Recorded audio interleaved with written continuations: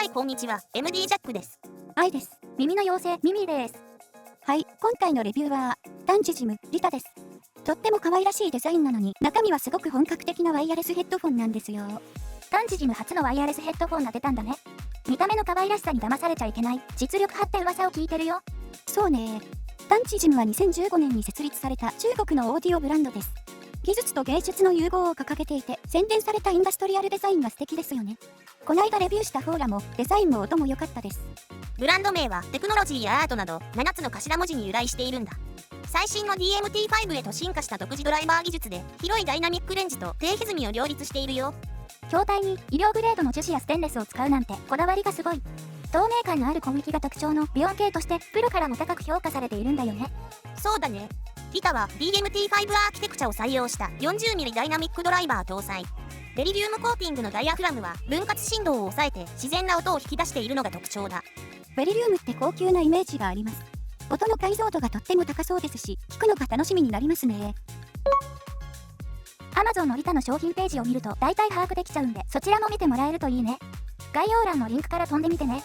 ここでは商品ページではわからないこと中心に進めてみよう。ところで最近、このチャンネルでレビューしたワイヤレスヘッドフォンっていうと、QCY-H3S がありますが、ざっくりスペックを比較してみたんです。印象としては、H3S のコスパの良さが目立つ結果になっていますね。確かに、価格がリタの半分ぐらいの H3S の方が、スペックで勝る部分が結構あるね。最近 H3S はよく使っているけど、普段使いの満足度は高いよ。じゃあ、スペック以外のジャックさんのリタの印象はどうなの？ H3S を含め今まで1万円以下のワイヤレスヘッドフォンをいくつかレビューしてきたけど、音質は確実にワンランク、いやそれ以上にいいと思ったよ。ああ、さすがタンジジムだなーって思う。そうですね。デザインも丸みを帯びて可愛い感じですけど、しっかりした作りに感じました。左右に T の字をかたどるようにデザインされたタンチジムのロゴマークの存在、そしてヘッドバンドにもタンチジムのロゴがさりげなく入っているのが素敵です。290g という重さは気にならない？もっと軽いものもあるけど 300g 程度なら私は気にならないよ。外観で気になったところはあった？イヤーパッドの内径が今までで一番小さかったね。いわゆるオンイヤー、耳のせタイプになる。耳に少し当たると痛くなるんじゃないかなと思ったんだけど、数時間つけてても痛くならなかったんで安心したよ。そうなんですね。でも気になる人、合わなかった経験のある人は注意が必要かもですね。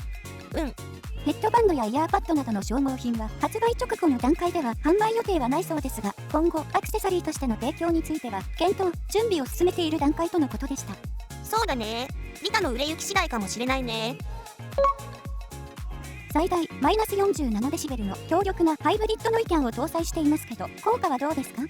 外を歩いてみて横を通る車の音が音楽をかけていてかすかに聞こえる程度、オンイヤータイプなのが少し影響しているかもしれない。でも低域を中心にかなりの効果があったね。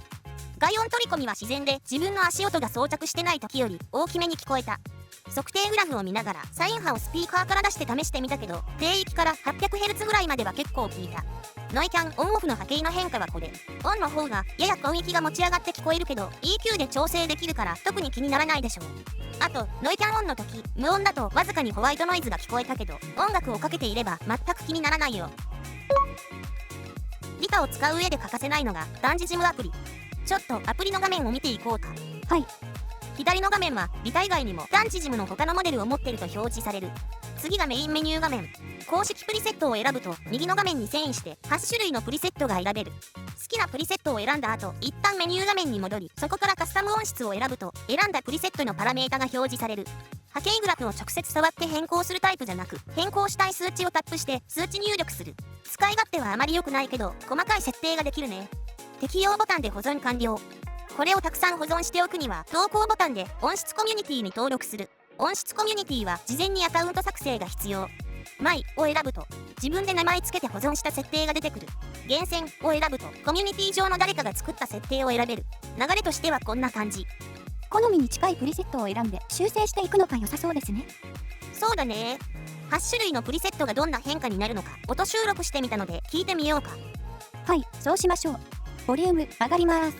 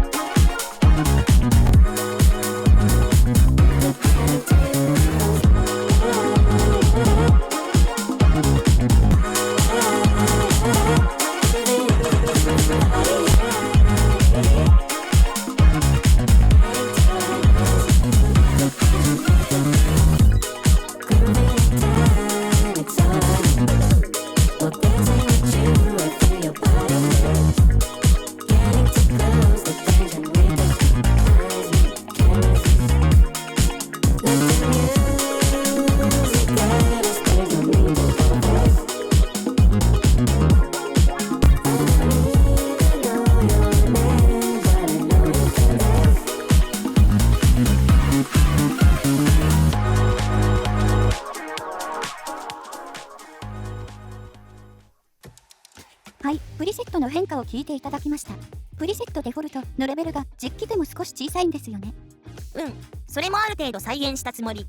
収録音でもある程度変化が分かったんじゃないかな。低域の迫力のあるものが多かったけど、自分で調整すればもっと軽くすることもできるんで、いろいろ触ってみるのが一番だね。本気で調整してるとあっという間に時間経っちゃうよ。あとはゲーム向け音質を選ぶと、それぞれのデバイス接続時に適したゲーム用の音質設定が選べるんで、結構幅広く調整ができて面白いんじゃないかな。音楽をいろいろ聴いたり、映画やドラマを視聴してみたんだけど、デュアルデバイス接続で PC に接続し、スマホから音質調整するのが自分としてはベストだったね。あ、デュアルデバイス接続できるんだね。そう。例えばデュアルデバイス接続しといて、スマホは通話、音楽、ゲーム、PC は映画、ドラマ、YouTube 視聴なんて役割で、音質調整はスマホアプリの EQ で、という感じがいい。音楽をしっかり聴きたいときは LDAC で接続し、深みのある低域を中心としたこだわりの音質で聴くのが良かった。基本音質は低域が強めに出る傾向だったよね。そう。もちろん EQ で調整可能なんだけど、低域の質感とパンチ力、没入感の差は H3S と比べても圧倒的だった。独立アコースティックチャンバー設計の効果が大きいんだろう。さすが単地ジムという質感でしたね。QCY-H3S も価格以上のスペックで音質も決して悪くはないと思ってるけど、こちらは普段使いメインの設計だからね。リタはやっぱり音楽メインで使う人向きだなぁと思った。もちろんオールマイティに使えるんだけど、音質重視ならリタは優秀。12000円台ならむしろ安いんじゃないか。どのメーカーさんも1万円以下で音質もスペックも優秀なモデルを出しているので、普段使いの想定ならさほど不満はないでしょうけど、音楽もしっかり聴きたい、あるいは音楽用に欲しいという想定なら、リタは十分検討に値するモデルですね。そう思ったよ。はい、ということで単地ジムのワイヤレスヘッドフォンリタのレビューでした。じゃあまた次の動画で会おうね。バイバイ。ご視聴ありがとうございました。MD ジャックチャンネルはイヤホンレビューを音と波形た言葉で表現します。チャンネル登録お願いします。